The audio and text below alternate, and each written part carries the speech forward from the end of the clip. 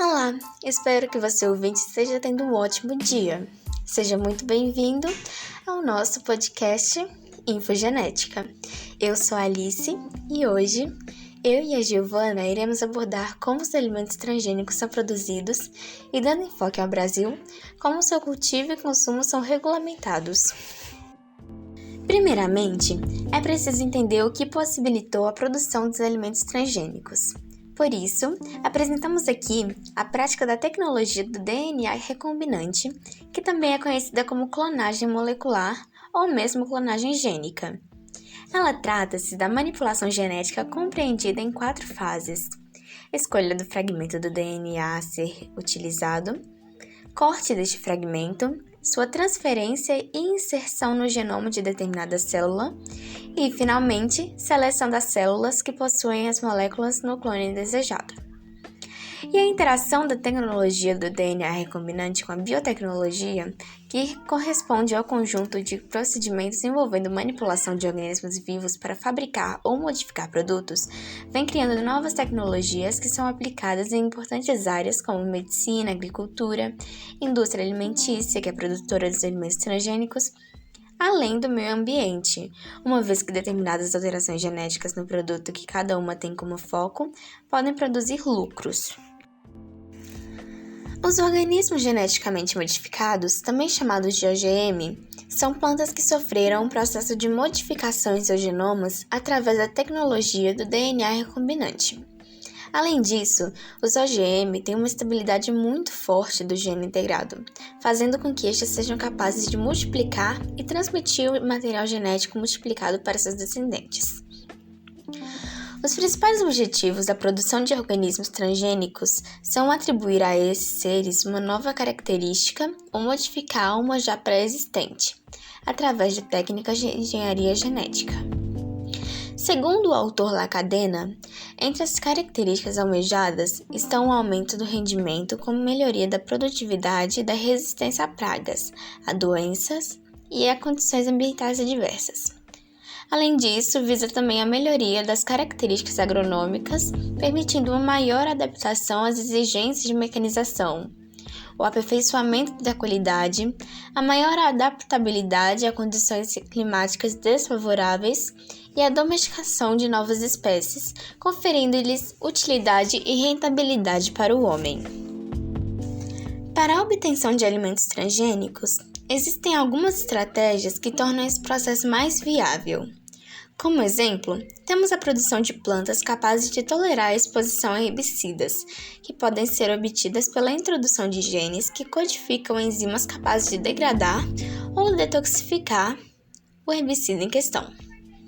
Outra situação é que alguns herbicidas atuam de modo a inativar enzimas vitais do metabolismo vegetal. Nesse caso, é possível produzir plantas que superexpressam a enzima-alvo ou, alternativamente, expressem uma versão alterada desta, de forma a tornar a planta insensível ao herbicida. Um dos casos mais conhecidos são as plantas transgênicas que expressam a toxina produzida pelo Bacillus thuringiensis, que é uma bactéria gram-positiva que existe no solo, na superfície de plantas e na poeira dos grãos estocados.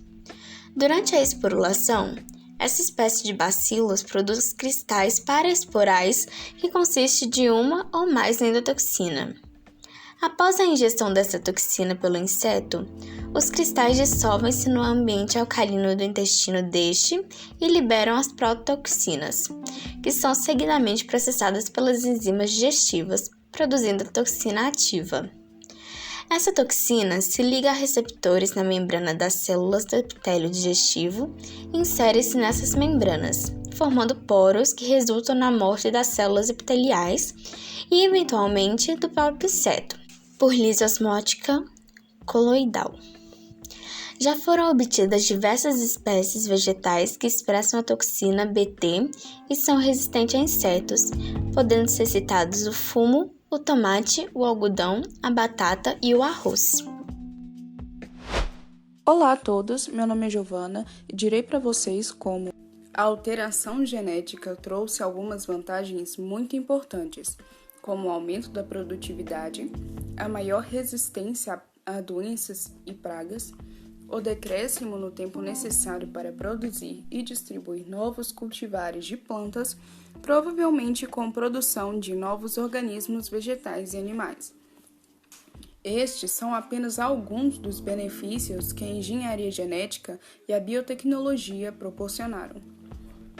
Alguns dos principais alimentos geneticamente modificados são o arroz, que foi melhorado para resistir a pragas, tolerar salinidade e escassez de água, o trigo e o milho, que tiveram aumento em sua produção, tiveram maior resistência a pragas, o algodão, que teve um melhoramento na qualidade da fibra, a batata, que se tornou mais resistente a pragas e variações climáticas, a cana-de-açúcar, que adquiriu maturidade precoce, o feijão, que se tornou resistente ao mosaico dourado, principal vírus que ataca a plantação, o mamão, que se tornou resistente à mancha anelar, doença que afeta a fruta, reduzindo a sua produtividade, e o tomate, que adquiriu sabor e cor mais acentuados, além de maior durabilidade.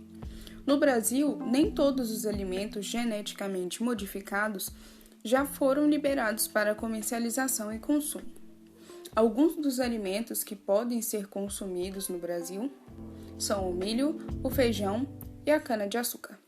É importante lembrar que existe uma legislação que faz obrigatório informar ao consumidor se o alimento que está naquela embalagem foi produzido com alimentos transgênicos ou é um alimento transgênico.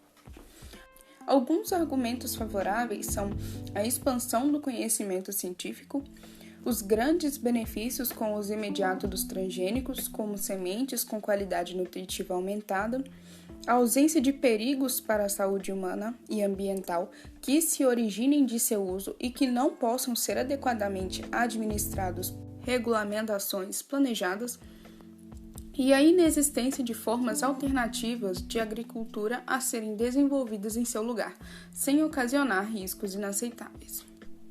Todavia, pode-se responder a estes argumentos com o fato de que o conhecimento que se adquiriu através da produção dos transgênicos é incompleto e desconsidera a possibilidade de riscos ao ambiente e dos agrossistemas sustentáveis. Além disso, os benefícios oferecidos são medíocres e limitados ao grupo de grandes produtores, sem alcançar o pequeno produtor. Os maiores riscos podem não ser os que afetam diretamente a saúde humana e o ambiente, mas sim aqueles ocasionados pelo contexto socioeconômico da pesquisa e do desenvolvimento de transgênicos e seus mecanismos associados. Encontram-se em desenvolvimento métodos agroecológicos que permitem alta produtividade em lavouras essenciais e ocasionam riscos relativamente menores, promovem agrossistemas sustentáveis, utilizam e protegem a biodiversidade e contribuem para a emancipação social das comunidades pobres, tornando assim desnecessário o uso de alimentos geneticamente modificados. A fim de proteger a vida e o meio ambiente, a regulamentação brasileira estabelece algumas normas para a realização de atividades envolvendo os organismos geneticamente modificados, sejam elas com fins comerciais ou atividades de pesquisa que visam o avanço científico. De acordo com a Lei nº 11.105, de 24 de março de 2005, não é permitido a pessoas físicas em atuação autônoma e independente exercer atividades com manipulação de material genético, ainda que estejam empregadas por pessoas jurídicas. As organizações públicas e privadas, nacionais ou internacionais, que financiem ou patrocinem tais atividades devem exigir a apresentação de certificado de qualidade em biossegurança emitido pela CTN Bio, para que, em caso de descumprimento da regulamentação, não se tornem corresponsáveis pelos crimes. Quanto à modificação genética, caso seja obtida por meio de autoclonagem de organismos inofensivos que ocorra de maneira natural, a alteração da informação genética por meio de mutação ou fusão celular, desde que não impliquem a utilização de OGM como receptor e doador, não são proibidas por lei. Esse foi mais um Infogenética. Até o próximo episódio.